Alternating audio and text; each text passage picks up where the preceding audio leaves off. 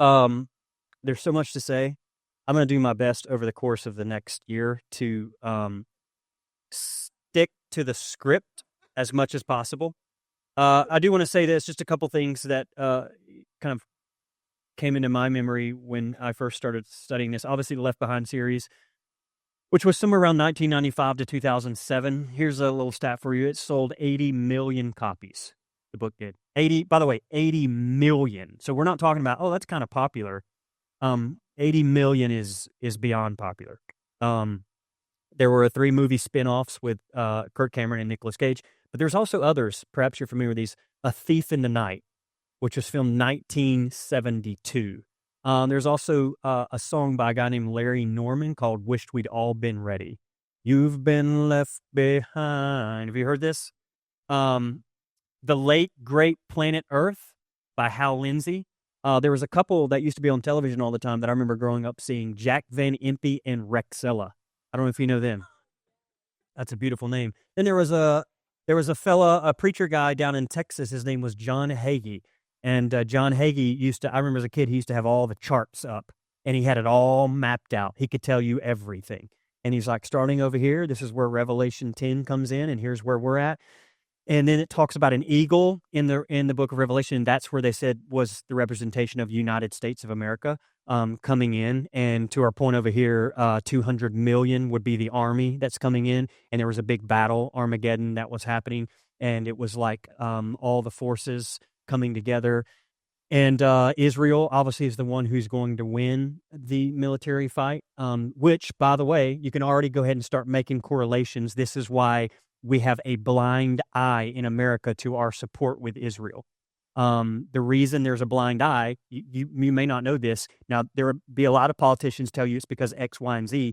The reality is it's because, check this out, they're basing it on the book of Revelation in a particular interpretation of Revelation.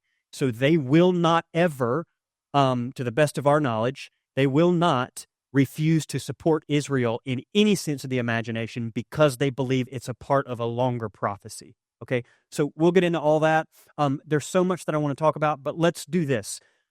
Let me start by citing my sources because I think this is really important. Many of you, you're going to want to go further with this, and we'll get into our next books and bonfire. All that stuff will be around this, but we'll get there. But some of you want to go much further than what I can give you with this. So let me just start with the sources so we can acknowledge them, and you'll know where I got a lot of my information, okay? So I'm going to show you an image. First of all, before I get to these books, just a head nod to Emory University because that's where my main source is, all right?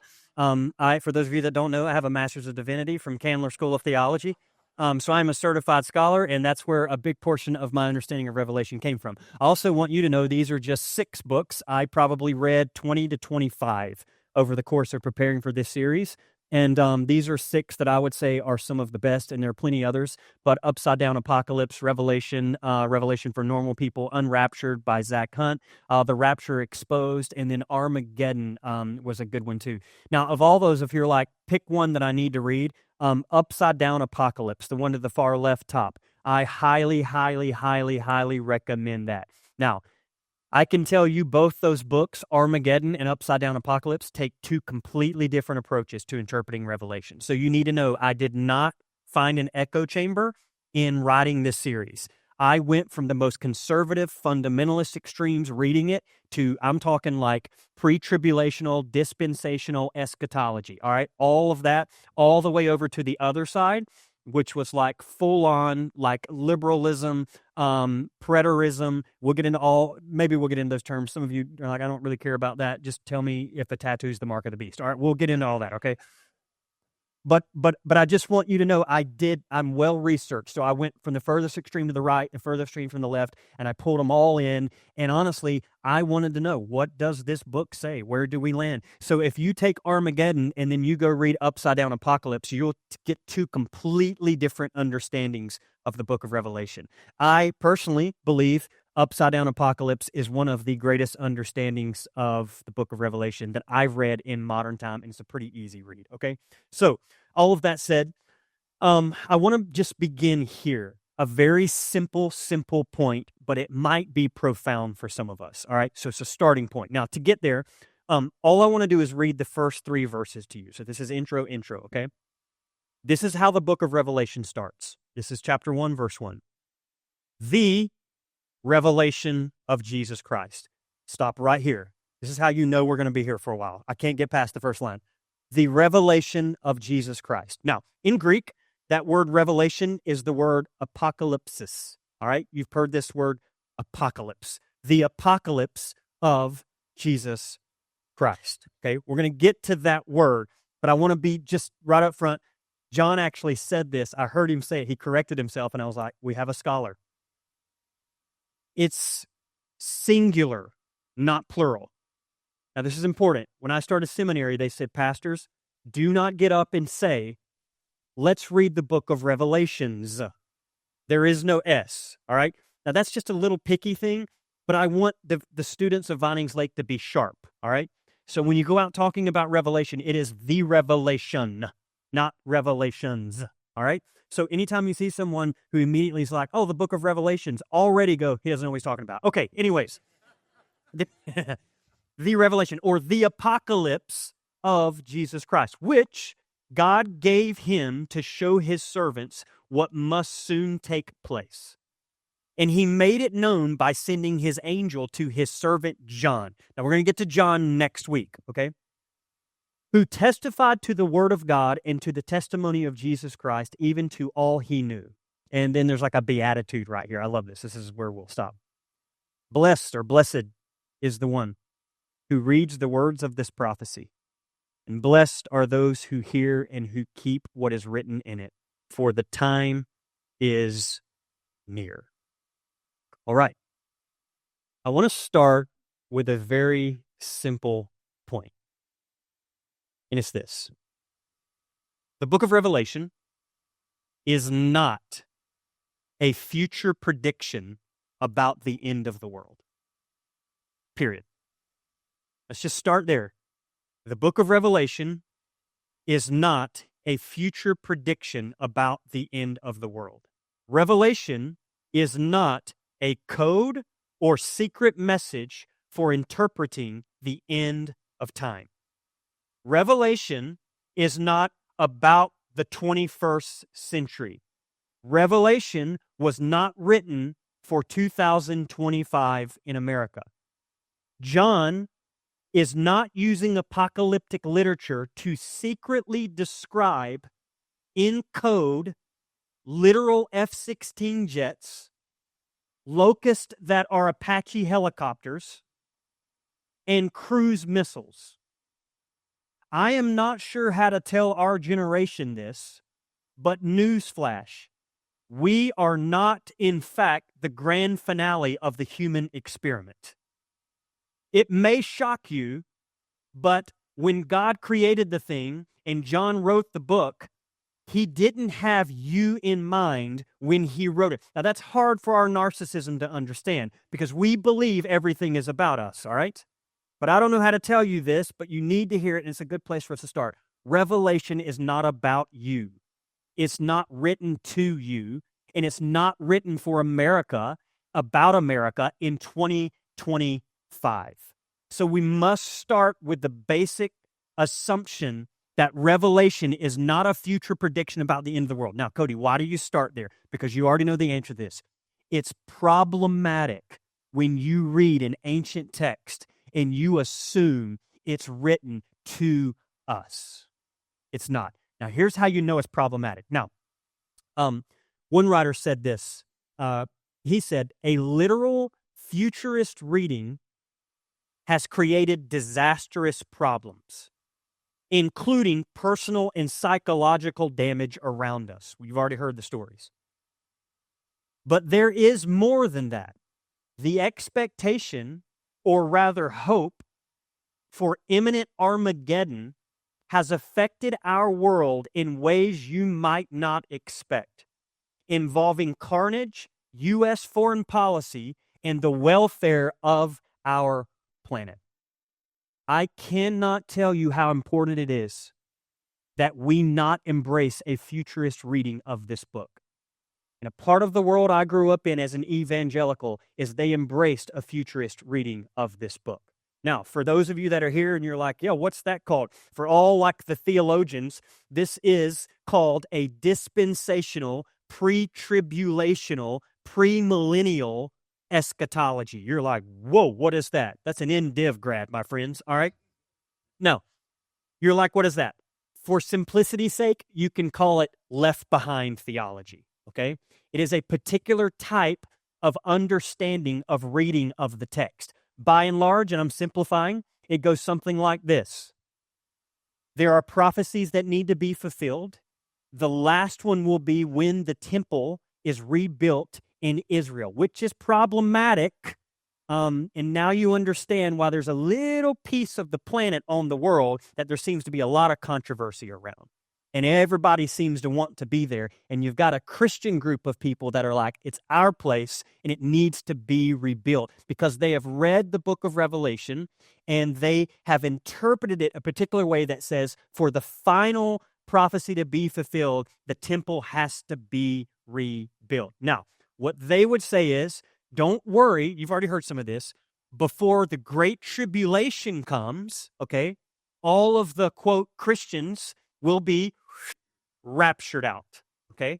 Now, fun fact, the word rapture is nowhere in the book of Revelation. Fun fact number 2, the word rapture is nowhere in the Bible. Fun fact number 3, the word rapture as a concept is not biblical.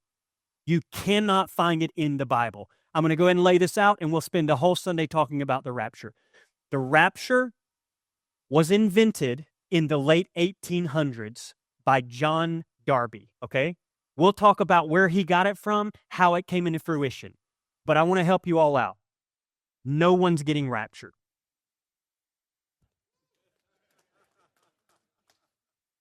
And if by chance something happens and we do get raptured, find me after you get raptured. And I will literally look at you and say, my God, I was wrong and the fundamentalists were right, okay? I'll own it. I'll embrace it. I have no problems telling you I could be wrong with all of this. This is one interpretation. But what I can tell you is no one in church history talked, thought, or wrote about a rapture until about 150 years ago. So it is a brand new invention, and it's important that we understand that. Now, I'm also aware some of you are like, I already knew that, but some of you are like, oh, wow.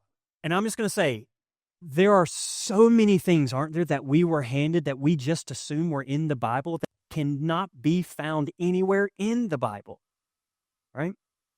Now, all of that said, pre-tribulational dispensational says, don't worry, you'll be raptured out. But then there's a 7-year period of tribulation.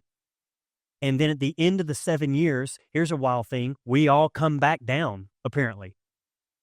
And then we wage war with evil, but check it out, no worries, we're just going to destroy them all. So the idea, check it out, is this nonviolent Jesus who taught us to put down our swords and love our enemies and forgive one another. Check this out. What you don't know is it's kind of a bait and switch model. So it's like, okay, be good to your neighbors, love your enemies, turn the other cheek.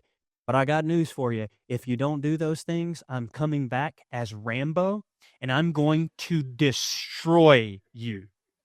I'm going to destroy you. So we have a nonviolent Jesus who's coming back on a white stallion to kill violently every person who, check this out, he created but doesn't believe in him. Wow. I'm just going to be real honest. If it turns out that's how the whole thing was orchestrated, I don't know that I want to spend eternity with that kind of God, because that's sick to me. Okay? Now, when you believe in a left-behind theology, here's why it's problematic. I want to read to you one quote, and you'll get the idea of how people started putting the book of Revelation together. When the Black Death swept over Europe in the 14th century, by the way, this isn't on the screen, so no worries. When the Black Death swept over Europe in the 14th century, many saw the plague as the arrival of the first horseman of the apocalypse. Okay, so they saw the Black Plague as the first. We're going to get to the 4 horses of the apocalypse. God, I love my job right now. Okay, I've never said that statement. We're going to get to the 4 horses, and it just made me so happy. All right. They saw the Black Plague as the arrival of the first horseman of the apocalypse and prayed to be counted among God's elect. Hundreds of years later, I'm just giving you examples. So there's the Black Plague. They read Revelation. They're like, oh, the first of the 4 horsemen are here. All right, okay. Hundreds of years later, both Catholics and Protestants battling one another in Europe saw themselves as God's saints contending against satanic forces, as did American Christians caught up in the nightmare of the Civil War. I don't know if y'all remember that. Not that long ago, there was a Civil War. Check this out. During the Civil War, this book was around. Those on both sides, the Confederacy and the Union, saw themselves living in the final days of wrath, fighting for God's truth against evil. Each of those turbulent events drove many people who lived through them to see themselves living in the end times. Can we stop there? My God, every generation has been like, we're living in the end times. And yet, it still hasn't been the end times. But every generation swears, nope, we're living in the end times. This is the end times. Is it? Is it? And how do you know that? You seem so certain about your theology, okay? And to strive to live as holy ones, as God's few saints remaining on earth, hoping to enter God's kingdom. We'll give you another example. In the 20th century, a man by the name of Adolf Hitler, you ever heard of him before? He encouraged by his minister of propaganda, apparently read himself into John's vision in Revelation as one divinely chosen by God to initiate what he proudly called the Third Reich, which suggests not only Germany's third kingdom, but also Christ's 1,000-year kingdom, while countless others pictured Hitler instead not as ushering in the 1,000-year reign of the kingdom of God, but as a furious and diabolical beast who makes war on God's people. I could go on and on and on with a list of how people have interpreted this and the problematic results of the interpretations, from Athanasius in early church history on. I mean, it was Martin Luther in the Protestant Reformation who said, we're living in the end times and the Pope is the Antichrist. Well, isn't that convenient when you're rebelling against the religious institution? What I have found is when you rebel against a system, it is convenient to call the leader of that system an antichrist, all right? But we're going to talk about something. Fun fact, did you know the word antichrist is nowhere in the book of Revelation? Isn't that interesting? Yet, when we think of Revelation, we all think of the Antichrist. You can't find it in Revelation. It's not, the word is not mentioned in Revelation. Oh, by the way, another fun fact. Did you know the word Armageddon is only used one time in the book of Revelation? Yet, does it feel to you like it feels to me that the entire book is about the Antichrist and Armageddon? And yet those are very minimal subjects in the actual book? Yeah. Yeah. We could just keep going with ideas and illusions of how this particular book has been used. I could go on and on with everything that's taking place, all the way down from tragic acid accidents, people that prophesy, and people that have sold their homes and sold everything they have because they believed in the 88 reasons why God is coming back in 1988. I could go on and on with people who've been deceived by cult leaders like John Koresh in Waco, Texas. Garrett was probably there, who knows, our youth pastor. Yeah, if you don't know anything about, or David Koresh, if you don't know anything about Waco, Texas, the idea of Waco, Texas, if you know anything about that story, go. There's been a documentary not long ago that came out about it. Yeah, you know what he believed? He read the Bible and he believed he was the one ushering in like the seventh seal to be opened, or the seventh bowl, right? So these ideas, I'm just telling you, they're problematic when you read it with a left behind theology. And then I'll go a step further. We might as well. We're here, so let's just go a step further with this. I was recently on the internet, And I just want to show you two things. By the way, if you have reposted these, please hear me. Hear me. There's no judgment. No judgment. Believe what you believe. Do what you need to do. I'm trying to help us. That's all I'm trying to do. Trying to help us not use the Bible out of context. That's what I'm trying to do. Okay. I want to show you two completely different sides. The first one you'll probably roll your eyes at like utterly ridiculous, but then the second one you might go, yep, that's intentional. Now some of you are here going, all right, all the emotions might happen here. So just hang on. All right. Here's the first one, Kamala Harris.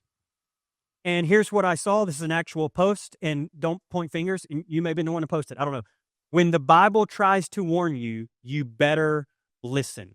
Revelation 17:4, the woman was arrayed in purple and scarlet, and decided with gold and precious stone and pearls, having in her hand a golden cup full of abominations, even unclean things of her fornication. That is an interpretive move. You understand that? That's an interpretive move. Also, might add, maybe a political agenda behind that. But certainly, interpretive move. Now, I want to pause here because I want to help us. Armchair theologians, please stop tweeting about the Bible. And I'm not here to say, oh, the upper elite clergy must be the ones that have the Bible. I'm not saying it. All I'm saying is please educate yourself before you throw out Bible verses. Please stop bringing God into things that God doesn't need to be brought into. That would help a lot of us. Okay? So first time I saw that, I thought, God, that's exactly how I felt. Just a heavy breath, like, I don't know. Do you think John, when he got to chapter 17, was like, Kamala Harris?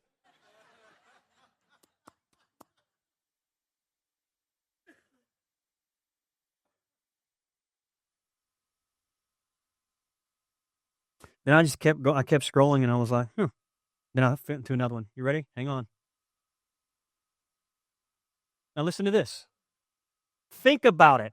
MAGA equals 13 minus 1 plus 7 minus 1 equals 18 equals 6 plus 6 plus 6. Mark of the beast. Revelation 13, verse 16 through 18. And he causeth all, both small and great, rich and poor, free and bond, to receive a mark on their right hand or in their foreheads. Make America great again. Mark of the beast.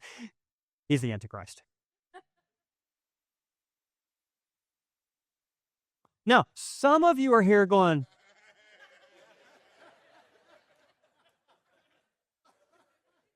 you see how it works?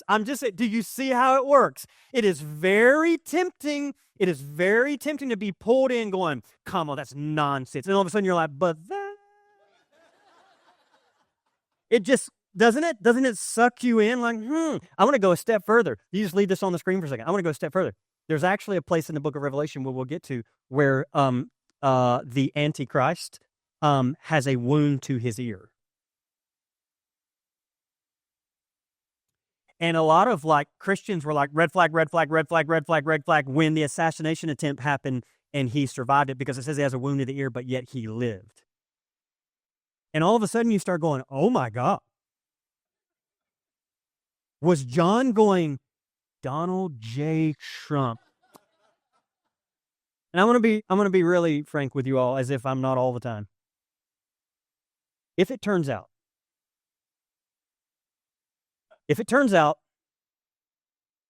that the best Satan came up with, like the grand finale of his whole thing. So Satan, who's been around since the foundation, and Satan has a lot of power, not as much as God, but a lot of power. And Satan's got this whole thing planned out. And he's like, here's what we're going to do. We're going to deceive a lot of people, and then we're going to ramp it up. We're going to ramp it up, and then there's going to be one guy. And he's going to represent all of us, and his name is Donald Trump. If it turns out that is the case, God, I just want to say to you, what a letdown. Surely to God, Satan has better than Donald J. Trump to be his representative. Do you understand what I'm saying? Because if that's the best they have, they never stood a chance against Almighty God. Never. If that's the best that the enemy has to confront the divine forces of the world, man, it really was a sham. Ridiculous. That's not the guy. Now, he may think he's the guy because he thinks he's all that and then some, but I got news for you. He really isn't. I don't know how to tell you this. Donald Trump's not the Antichrist. No amens.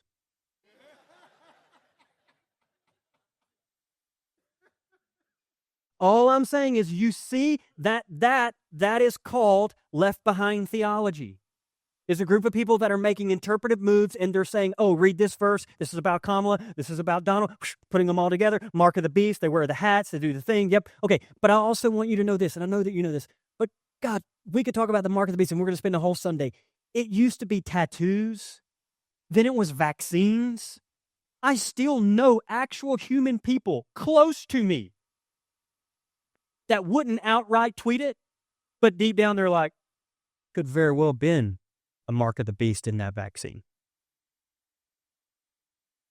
Oh, man. We need some education. We're doing ourselves a disservice. And I want to be honest. I say this from a heart of sympathy. I do understand why we believe these things. Because can we be honest? Conspiracy theories are a wonderful thing to believe in because reality is hard. And it's just easier. Can we say this? It's easier for me to concoct a conspiracy theory than to believe the truth of what reality is sometimes. And so I don't have any judgment on people when they have a full-blown, I love when I meet people, and there'll be one or two of you in here. And I embrace you. Hear me when I say that. There's not like a judgmental, I'll embrace you. I may laugh, not at you, but with you. But I embrace you. Somebody inevitably, a few of you will come up in here and be like, listen, Pastor, you were wrong here, and here's the 5, 6, 7 things that revelation actually means, and here's how it's going to work. And here's the thing, you've got it all laid out. You know exactly what's going to happen. And I think that is wonderful. I'm not here to take that away from you, but I would just offer you this. Have you ever considered this? Like, honestly, when was the last time you were wrong about something?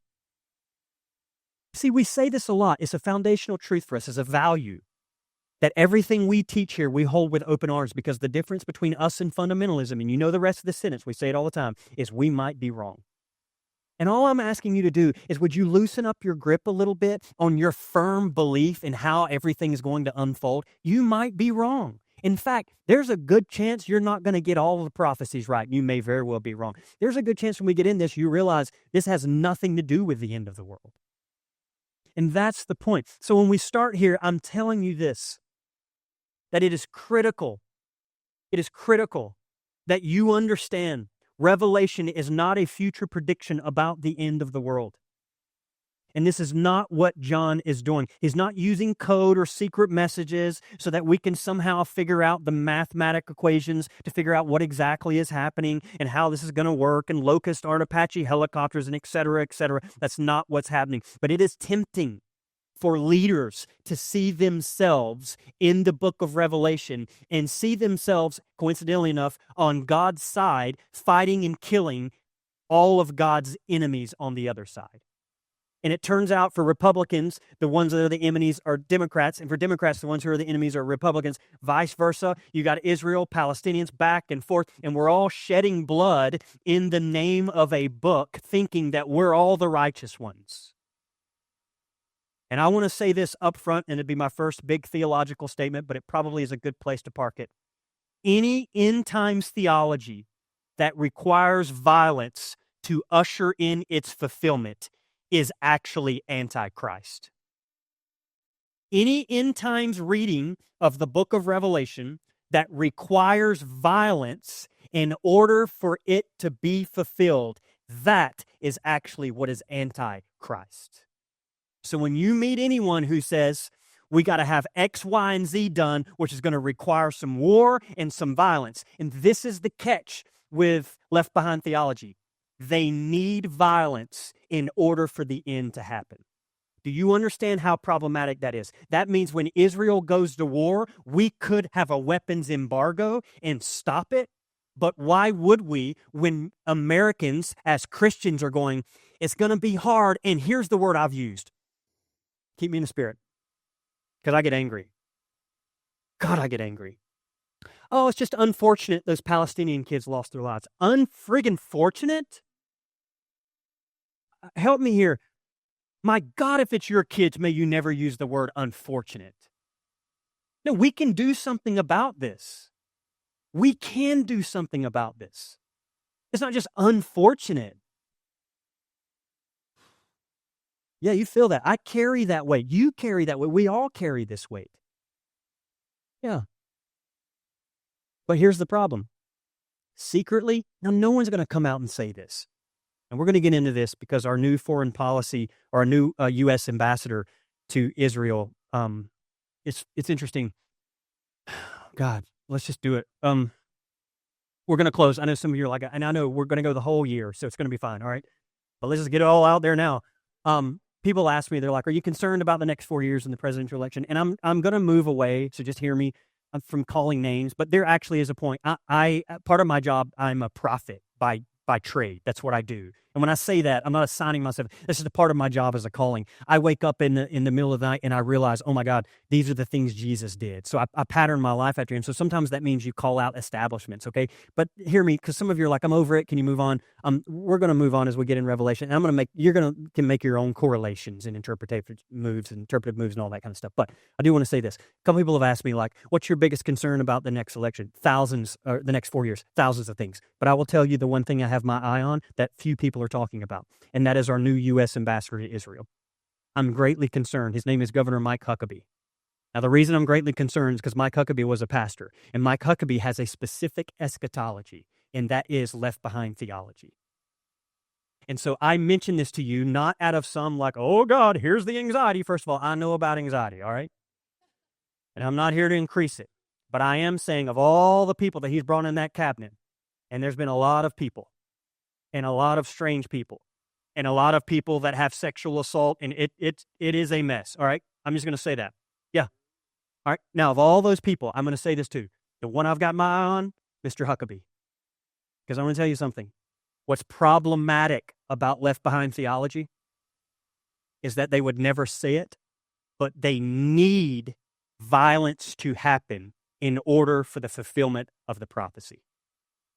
So you're not going to hear a public announcement, but I'll tell you what you won't see, a weapons embargo.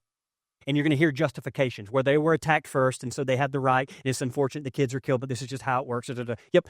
Secretly, what they need is for violence. And I want to say to you, there's nothing more antichrist than needing violence to fulfill a prophecy. Okay, that's it. So if you're hearing, you're like, we're moving on. So love me, I love you. It's going to be great, okay? Now, all this to say, too, we're almost done. Do you understand now why? Because you need to know this. This book, Revelation, I mean by a margin, made it into your Bibles. Some of you may not know this, but had it not been for like a couple of individuals, this book would have never made it. Most people in the early church did not want this book in the Bible. They didn't want it. And you understand why. Have you ever read it? I mean, the first time I read it, I thought, and there's actual studies of what type of psychedelics John took when writing this book. And you laugh, but there are people who do dissertations on this, that it was a plant from the ground and that John got into mushrooms and he wrote this because he had these visions. Just throwing that out there. Because when you read it, it may be the only way to help you make sense going, whoa, John was cooked. 7-headed dragons. This guy, whoa, he was floating. All right. Yeah. All right. No. Early church folks read it and they're like, no, do not put that book in the Bible. And it made it by a margin. And there's some whole study that you can do about this. But I did want to give you this quote, which we already mentioned over here by our friend. This is from Martin Luther. He said, I miss more than one thing in this book, and this makes me hold it to be neither apostolic nor prophetic. First and foremost, the apostles do not deal with visions, but prophecy in clear, plain words, as do Peter and Paul and Christ in the gospel. But I, speaking of Martin Luther, can in nothing detect that the book of Revelation was provided by the Holy Spirit. Yeah, that's the founder of the Protestant movement, which is why you're here.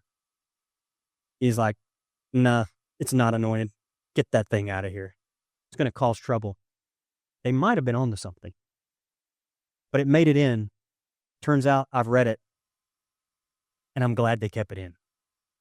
Because actually, it might be the sickest book in the Bible. And when I say sick, I mean that in all the best ways.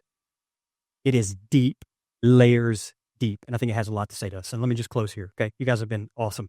Man, we went at it too. God. So Cody, if it's not a future prediction about the end of the world, then what is it? Here it is. May want to send somebody to the back to the kids. Tell them we're going to be a few minutes late, but here it is. Just not long ago.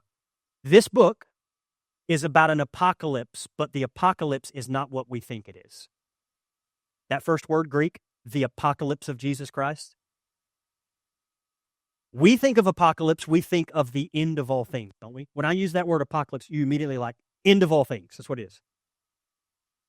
This book is about an apocalypse, but the apocalypse is not what we think. We think of apocalypse, we think of the end of all things. But the original meaning of apocalypse means to uncover something hidden. So we could even use these words. It is an unveiling, a revealing, and this is where we get the English word, revelation, a disclosure. Something is being made clear. John is trying to show us something. This is why we called the series Everything Revealed. It's like he's pulling back the curtain going, you need to see this. Yes, and that's when we lean in. And it's perhaps why we start with the word the apocalypse. He's not talking about the end of the world. He's talking about something that's been hidden, that's slowly being revealed. And John, in a long line of Hebrew prophets, is saying, okay, let's just open the curtain, cut on the light. I want you to see something. Yeah. Jeremy Duncan, in his book, Upside Down Apocalypse, said, we hear apocalyptic and immediately think of zombies and nuclear fallout or increasingly climate disaster. The ancient Greek word apocalypsis, however, simply means unveiling. It is about bringing something out in the open to be fully seen. For example, that moment in a traditional wedding when the groom lifts the veil of the bride, uncovering her face for the first time, could very literally be one of the uses of this verb in Greek. Therefore, one of the first things we must get straight before reading Revelation is the conviction that John is not hiding anything from us here. He's trying to show us something. So the question is, what is John trying to show us? I believe John is revealing, first of all, the opening line, Jesus Christ. The apocalypse, the unveiling of Jesus. John is revealing Jesus. John is revealing the way of Jesus in a particular context, the midst of empire. John is not just revealing the way of Jesus in the midst of empire. I believe John is revealing the dark, unconscious shadows at the heart of the Roman Empire in the first century.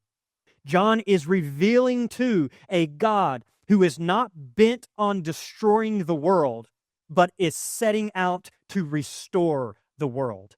John is revealing a hope to his first century audience that are living under the boot of an empire, and he's trying to encourage them.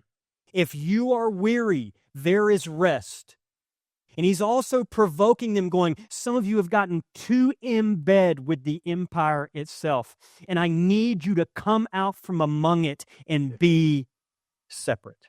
So I'll close with this final quote from Jeremy Duncan. John has something to say. He wants to tell us that everything is not what we think it is.